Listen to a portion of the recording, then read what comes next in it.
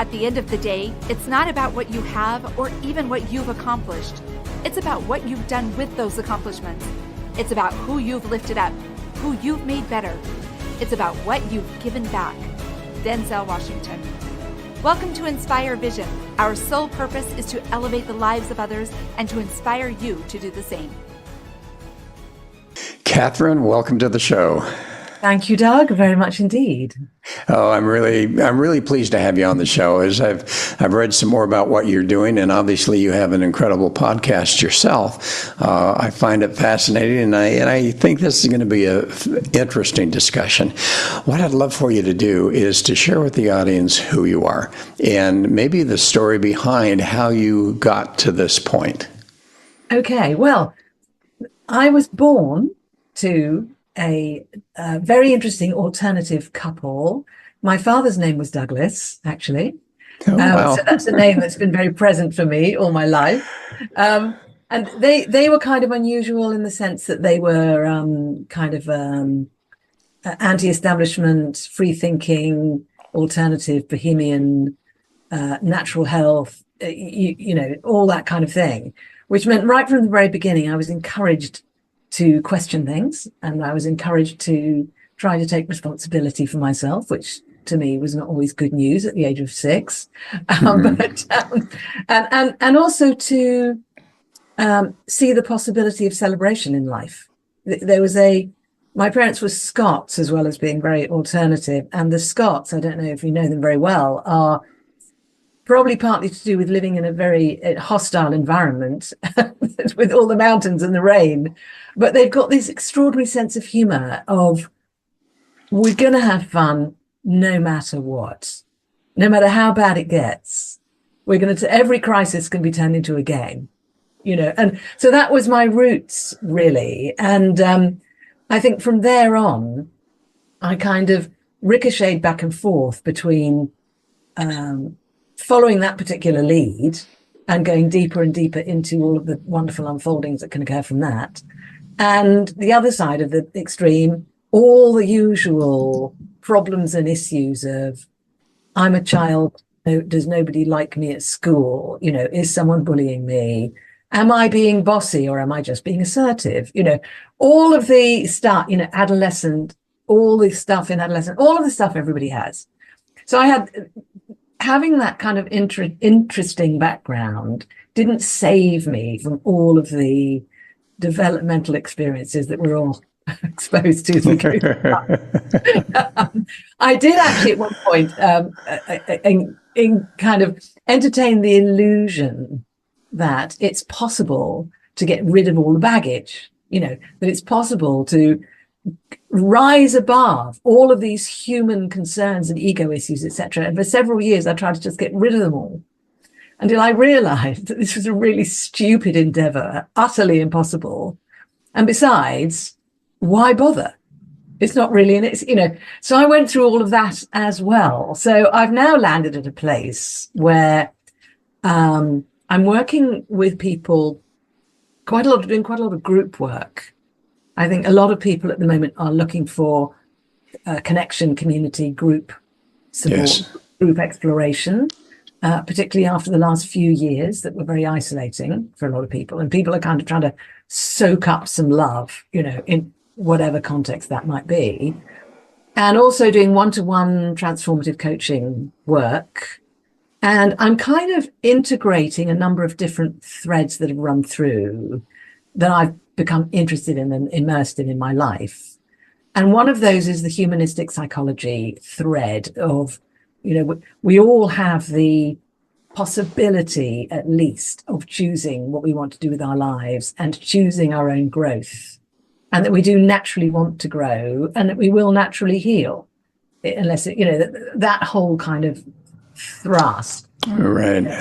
And then another whole thrust, which is around conscious movement, inhabiting the body, allowing the body to move, breathe, process, express, that whole kind of free spirit, physical embodiment aspect of being alive.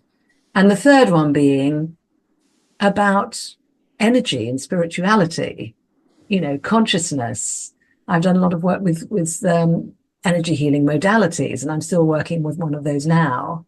So I'm working with a number of things with clients one-to-one, with people in groups, and I'm running my podcast, Truth and Transcendence, which you kindly said kind words about. So that's a bit about the beginning and where I am now, and a bit of a little hint as to bits in between. Okay, well, that's great. And you mentioned something that I find fascinating, and I think there can be a really strong debate about this, because you talked about, and obviously as we think about our lives, and I think most of us that have really studied this, investigated, and researched this know that our lives, our experience in lives are so controlled by those subconscious belief systems, imprints, all of those types of things, or at least they can be controlling. And there's a lot of people that say we need to get rid of those. And that's what you brought up. I need to get rid of those. And yet the reality is you're saying, no, I don't. And so I think for a lot of people that I've talked to, the concept then becomes recognize that it's there. And I think this is where consciousness comes in, so we can talk about that. But recognize that it's there. But once you recognize it and accept it, then it just kind of goes away, and it no longer becomes the effect of what's going on. What are your thoughts on that? And what's been your experience with that? Yeah, I would say that dynamic is a very strong tendency, the sense that when we become aware of something, it then changes. The only thing about it is it doesn't necessarily change 100% forever. So we still go in and out. So I've done a lot of work around what you're talking about there, of recognizing the conditioning and the limiting beliefs. Yes. And I'm acutely aware that those are not who I am. They are not the heart of me. They are programming. And because I'm aware of that, yes, of course, I feel much more free to actually live in the present and make my own choices. And yet there are still situations that can throw me right back into that. And that's when it gets really tricky, when we think we've got it, when we think we're enlightened, when we think we've transcended it all, and then something happens and we're reminded with a crash that we're still human. Well, and how does consciousness fit into that? Your definition of consciousness, I'd love to know what that is. And how does that fit into exactly what you're talking about? Well, first off, I don't think it's possible to define consciousness, because it's infinite and it's everywhere. It's in everybody, it's in everything. So people do ask me to define consciousness, and I can't do that. However, okay. but I can say that my experience is that my state of consciousness, anyone's state of consciousness, does pretty much dictate our perception of everything. So if the state of consciousness is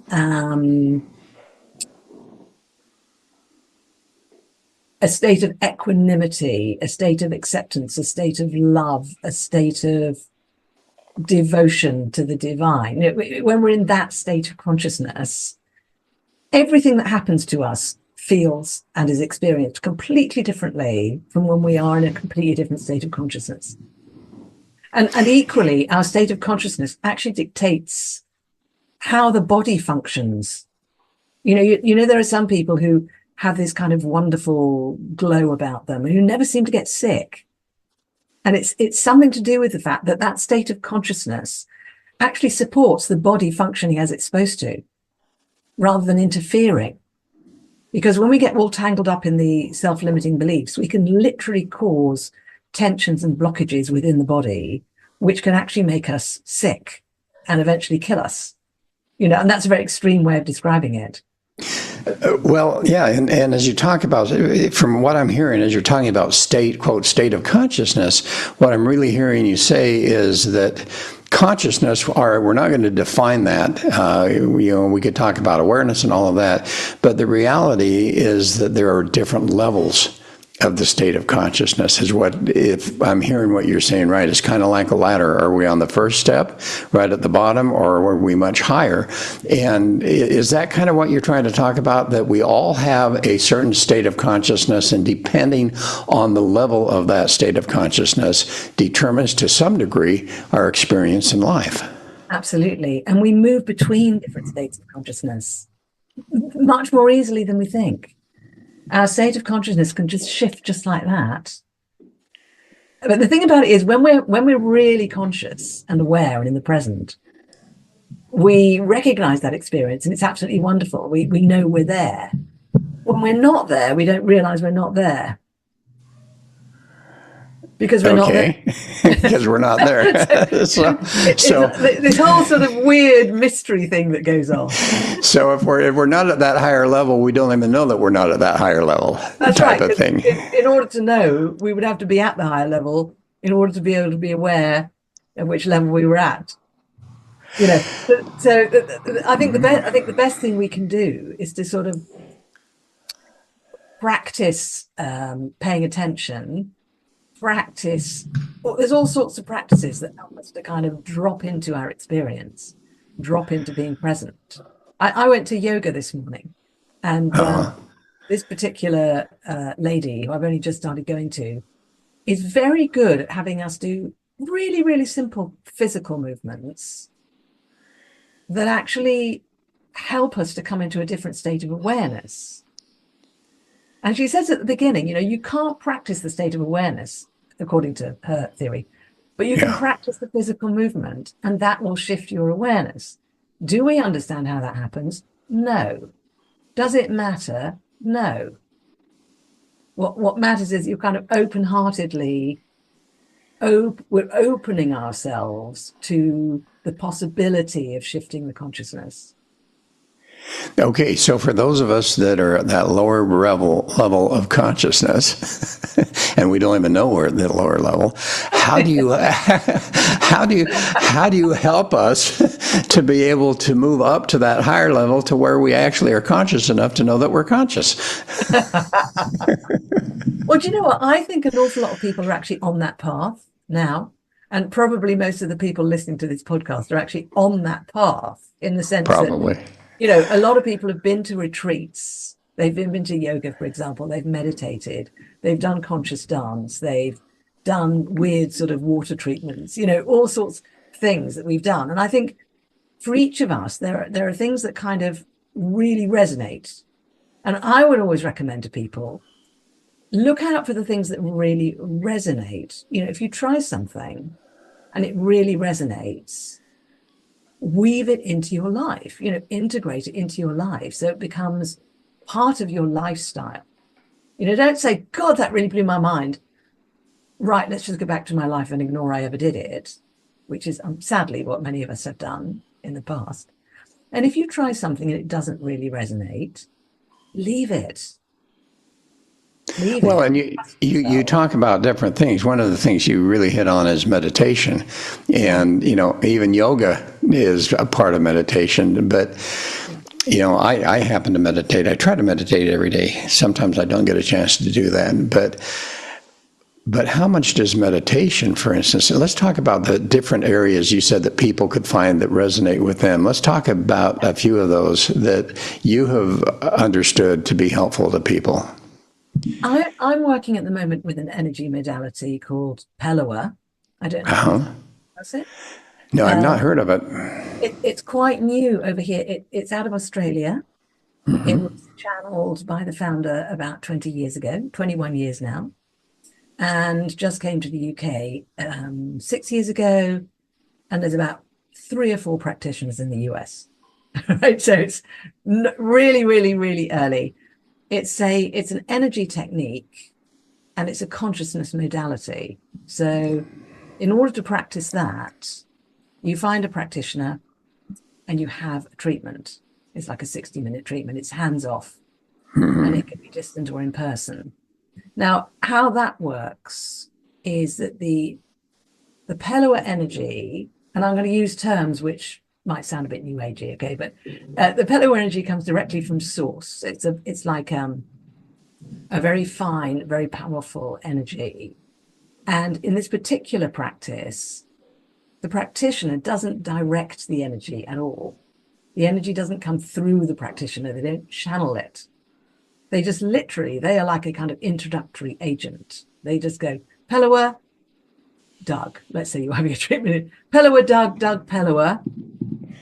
Over to you, right? And then the Pellower and the client contract together as to what that client's consciousness requires to make a shift for their highest potential.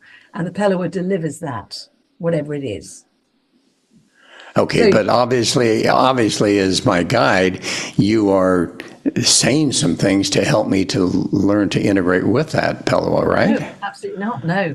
The whole principle is that your consciousness knows everything it needs to know in terms of what you actually need. So at each point in our lives, the shift we need next is unique to us in any given moment, and it's different every day and different at different points in the same day. So, for example, if I think about shifts that I've experienced using this particular modality, one shift might have been the shift of letting go of striving, as an example. Now, that's an example which lots of people talk about, lots of people read books about, they practice ways to try and let go of striving, etc., etc., etc. If that's what somebody needs, then what Pellowa does is it comes in and it helps activate that person's consciousness for that shift to take place within that 60-minute period without the client necessarily even understanding how that happened. But when they come out of it, it has happened. But before they go in, they might not know that's the shift that they needed. So I've had many of these treatments. I'm now a teacher as well. I've never known, when I go into one of these treatments, I never know what I'm going to get from it. Because as you say, we've got so many layers of consciousness. Many of them are below the conscious level. So I'm not 100% informed about what shift it is that I most need next.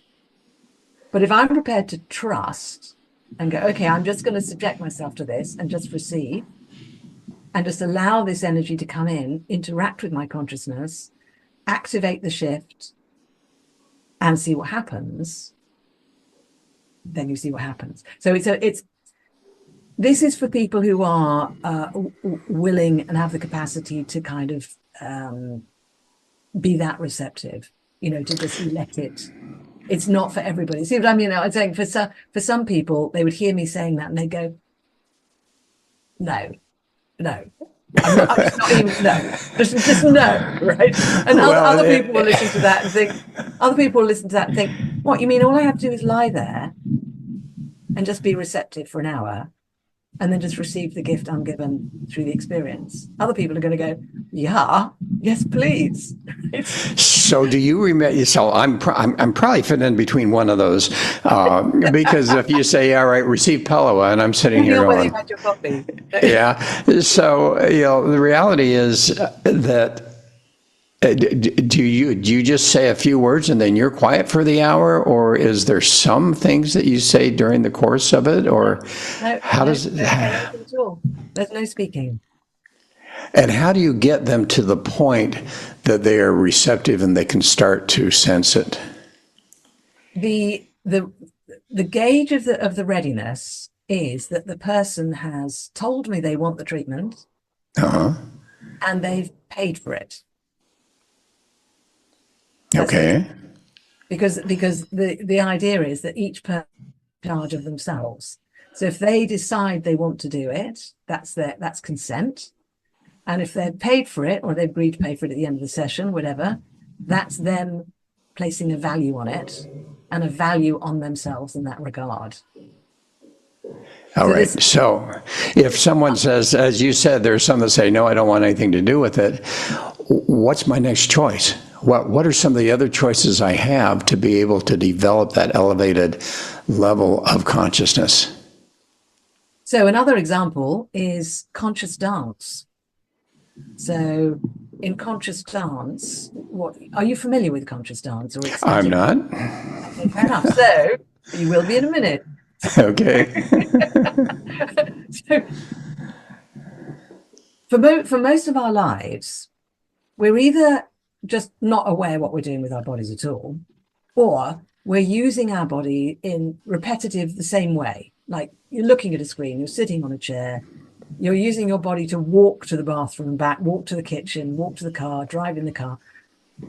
And what happens with that particular dynamic is we lose touch with the experience of the body. We lose touch of that whole raft of layers of consciousness that are actually living in the physical body. If you go to a conscious dance session, usually there's some music playing. Usually the facilitator will say some things, actually, at the beginning and during.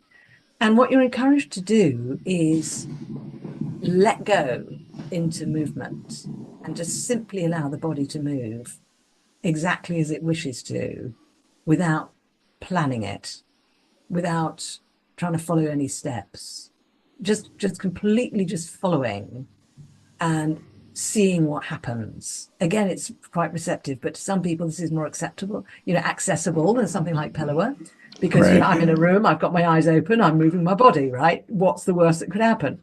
This is not mystical, right? They say to themselves. Well, I say everything's mystical, but anyway. So by allowing the body to simply move, what happens is that a lot of the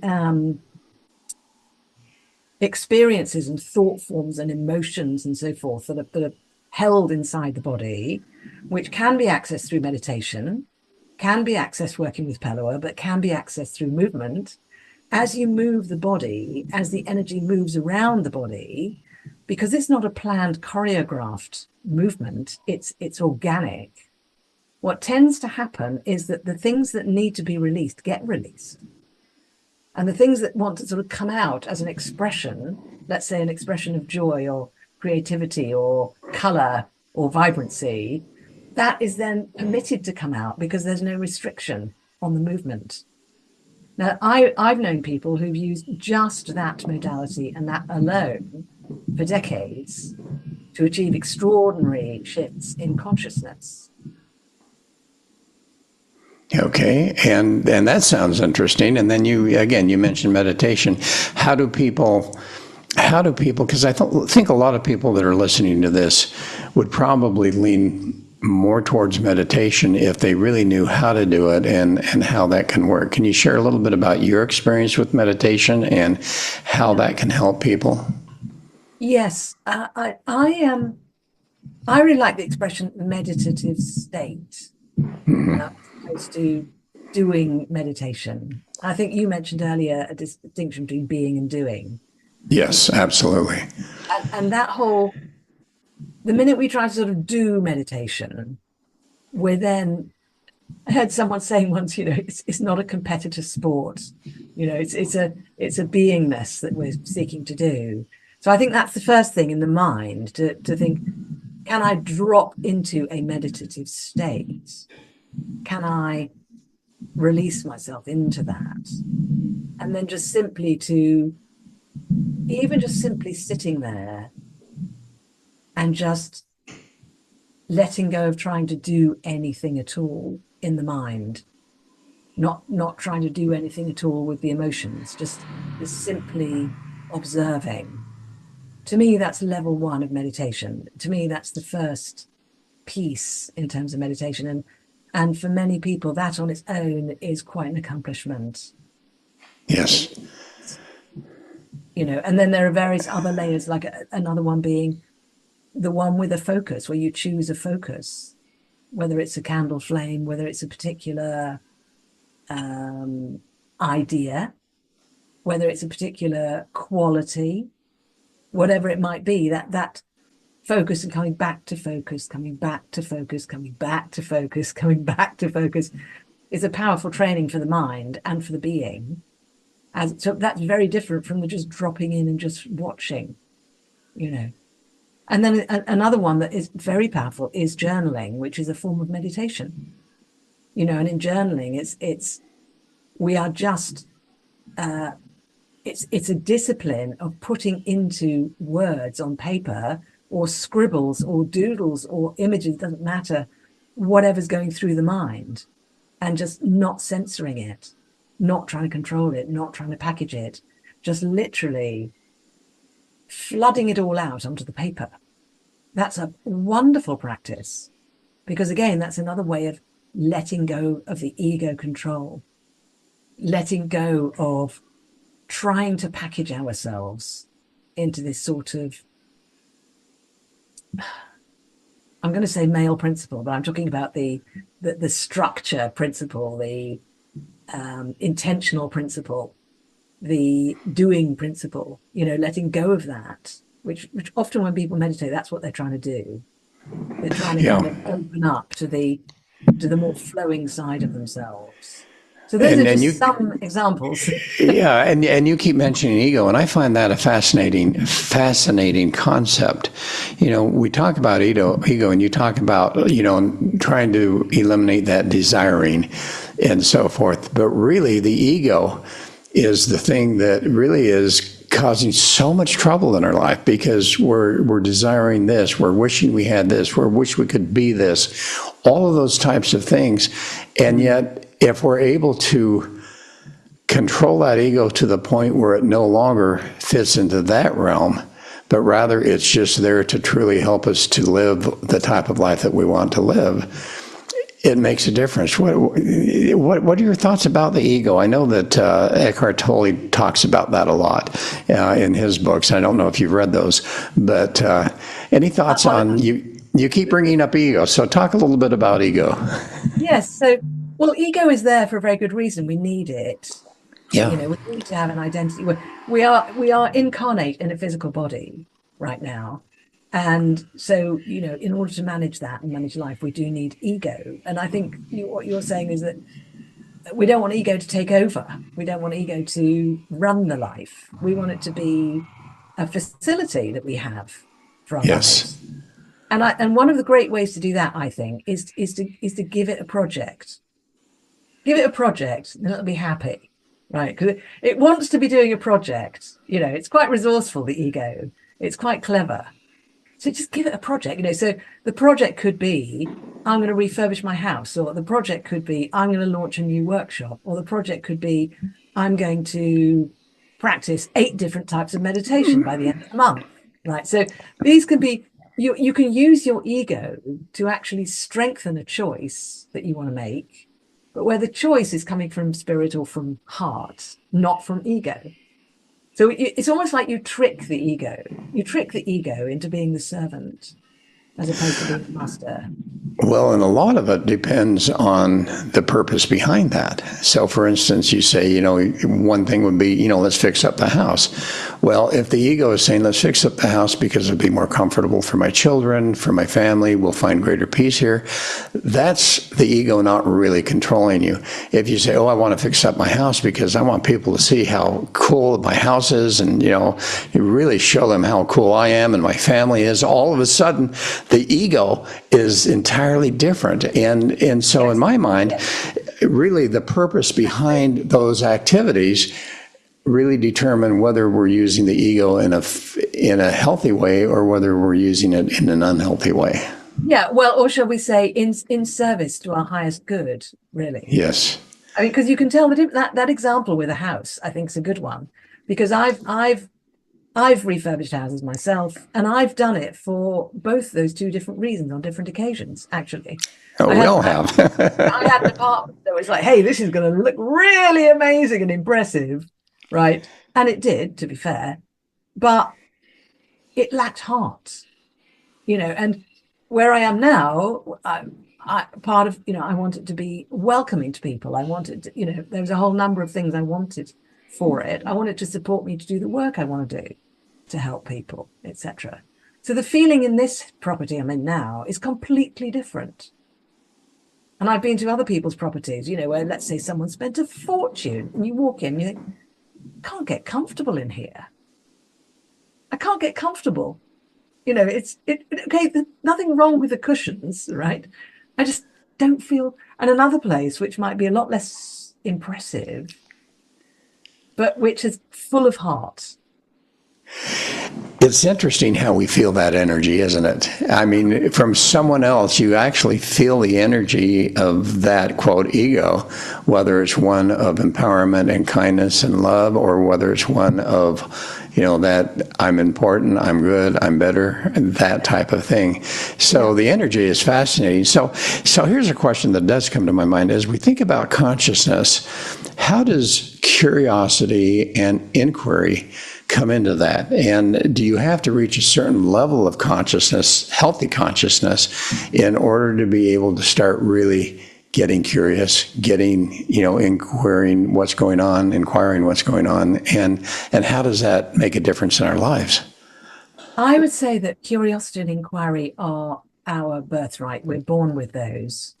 They are completely inherent to us. And I would say that curiosity and inquiry are two of the things in the human race that have allowed us to survive at all with our ridiculously pathetic bodies. Honestly, I mean, if you look at us compared to other creatures, the fact we've survived is phenomenal. And I think curiosity and inquiry has saved us.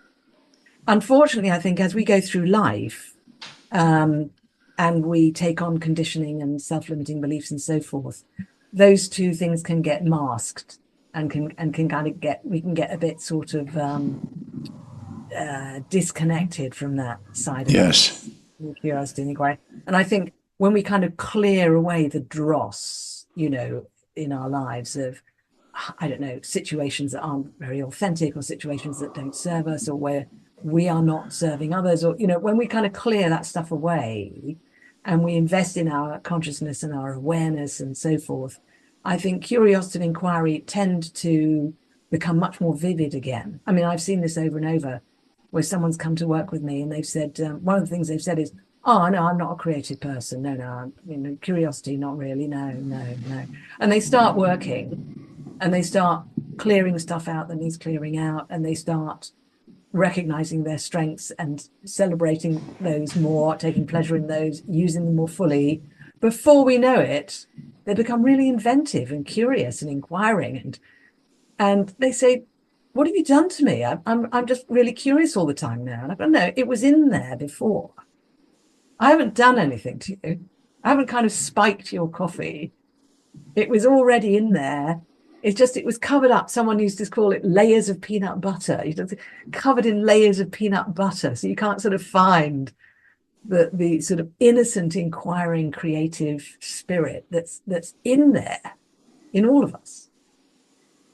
So as you were working with people, and you find that, and you use the word mystic, a little woo-woo, that type of thing, have you found that as you get into that, does it help to talk a little bit about the quantum field and the science behind that, and helping people to understand that, within the last 10 to 20 years, scientists have all of a sudden become so aware of all of this energy and frequency that's coming from not within, well, it is within also, but is from without also, and how what you're doing literally is taking advantage and tapping into that energy and that frequency that's literally in the quantum field. We could call it the universal field, the divine field, whatever you want to call it.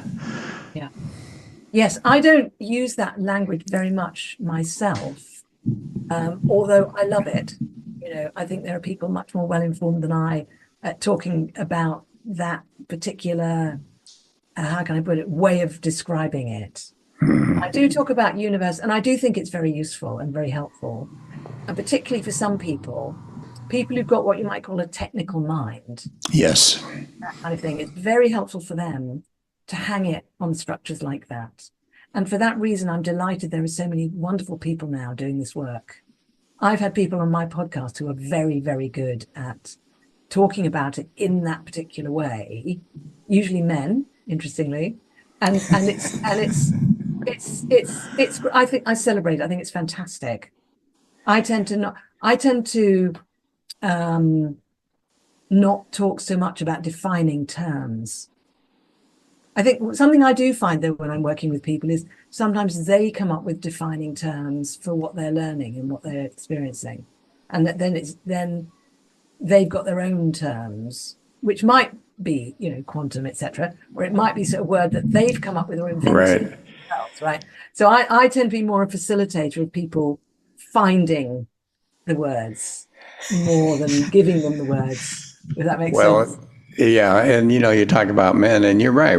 I think generally, and not going to say specifically, but generally, we tend to be a little bit more left brain analytic, and generally, women tend to be a little bit more heartfelt and think from their heart rather than that.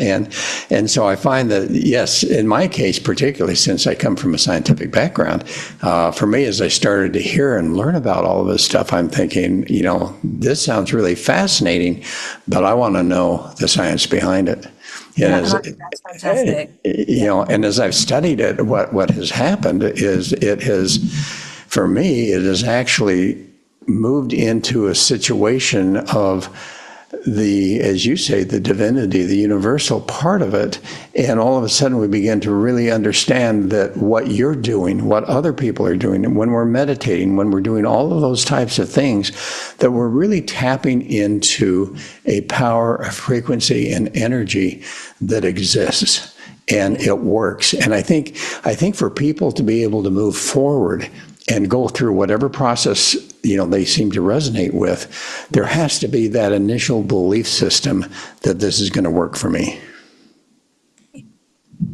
I would say either a belief system this is going to work for me, or an intuition that it's worth trying. Yes. Either of those. I've had people turn up on my Pellower workshops, walk in, never met them before, they've booked. I know they've booked. I've sent them an email saying thank you for booking. They've walked in and they've said, I have no idea why I'm here. I have no idea why I booked this. I just saw it. I saw your thing on Facebook. I kept seeing it on Facebook. And then one day I just booked myself on. I don't know why.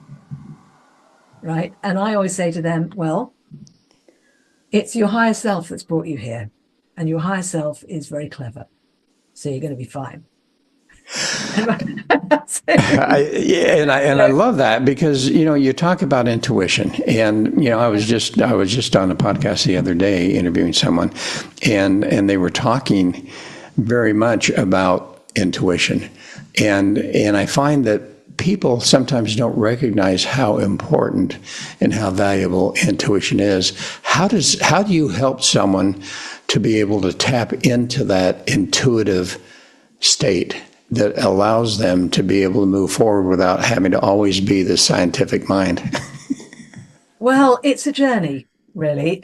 So sometimes it takes a while for someone to really, really tap into that and really trust it. But if somebody wants like a shorthand way to begin that journey, the easiest way to do it is to look back over your life and ask yourself, what are the moments in my life where I made a decision or something shifted in my life and it turned out well and I don't really understand how that happened? We've all got them.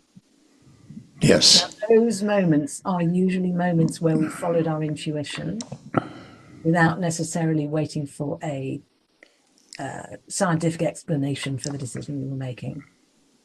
So that's, well, as we look at that though, and see that there are times where, quote, we had intuition and we made a mistake, how do you get to the point where you're able to learn which is a valid, healthy intuition and which one may be just based on some emotions? that takes practice, basically. I'm just saying there's no other way. That takes practice over years. That's years and years of practice. I've been practicing for years and it's still not perfect. It really is something you have to decide to practice it. That's the thing. I mean, some people, a lot of us go through life and never decide to practice that. Never decide to practice understanding our intuitive faculties. You can do that on your own. You can literally just write in your journal at the end of the day, did I have a strong intuitive sense around anything today? Did I follow it? Did it work out? Did I, if someone does that every day for a month, then reads back through the whole thing, they will get a powerful lesson. Now, that takes determination to do that, willingness, not giving up after 4 days of going, well, this is just nonsense, which is what we often, when I started journaling, every page was, this is nonsense. Why are they making me do this? All this nonsense in my head. I have to live with my own head. Now I have to write it on paper as well, and then read it and analyze it and then share it with my peer group. What? All that's what stuff, but that, you get through that. And it's tough. It's tough to journal. I talk about it. People talk about it all the time. I believe that is helpful. But for me, it's really tough to journal. How do I get to the point where I literally can start journaling? Because I believe what you're saying, that it can be so effective in so many ways. You just have to keep going. You have to first, if that's what's going on with you. And again, I've done this with numerous people. I said, right. Find a point in the day, every day, for 5 to 5, let's say 5 or 10 minutes, let's say 10 minutes. Bolt it onto something else that you have to do. I mean, I do my journaling. I've eaten breakfast. Before I get up from breakfast, I write in my journal. So it's happening whilst I'm sitting there for 10 minutes after I've eaten, which is a good idea anyway. Right. So that's an example. So every day you just sit there and you write. And if you're not into it, you write about being not into it. You write about that.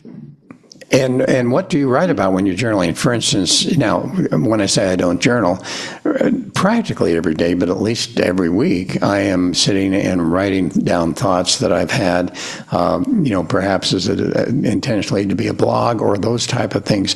Is journaling, does that include the intuition, the inspiration that we get that we want to write down for ourselves, or does it only include talk about what happened today or yesterday and so on and so forth? You can include whatever you like.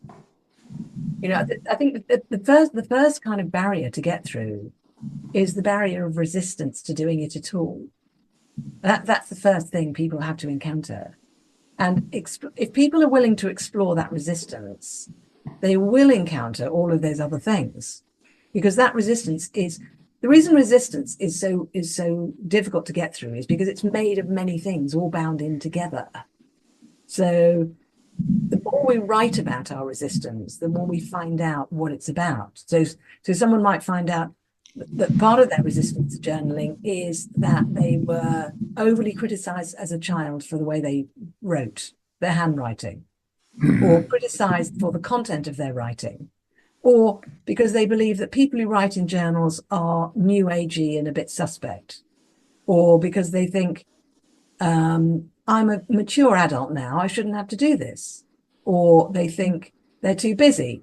There'll be all sorts of bits and pieces that are inside that sort of mess of resistance in the person.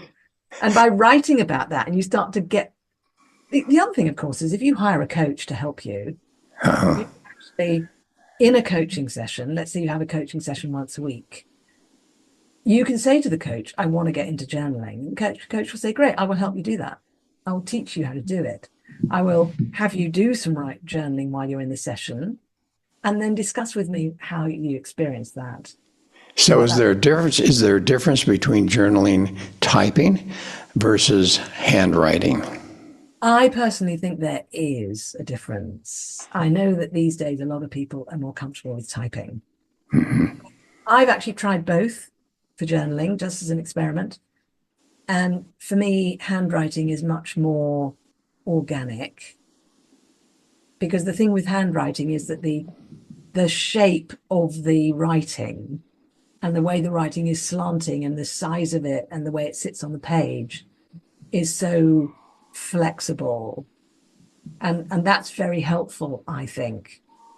If you look back through a journal full of handwriting, you can see, right, that writing's like really tight, or that writing there is really expressive, or that writing is, it allows more. I think it's easier for more to come through with handwriting. But, if handwriting for someone is just really difficult because they only ever do typing, maybe they have to start with typing. Well, maybe and they can try handwriting. one of the ways that I've done it is on my iPad, I will actually speak and using a program that then types it.